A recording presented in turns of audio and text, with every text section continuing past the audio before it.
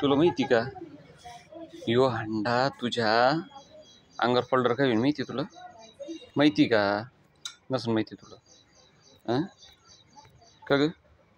ऐ पुरे ऐ तो अंडा पडन तू डोक्यात. अजून त्याच्यात पोर राहिली. तुला कळतं का?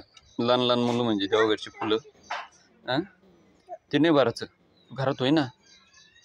हां नाही तिथंच खेळायचं. तू कधी याच्यामध्ये पडली तुझी मम्मी घरात, बरं झालं मी टायमर आलो तुझ्याकडे.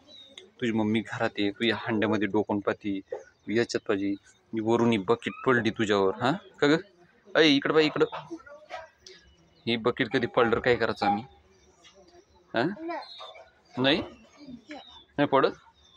तू इतकी मोठी झाली. हा हा ते पप्पा म्हणते ना, तू छोटं छोटं जुई ना आवडतं जुई आमचं. हां तो आवडतं जुई.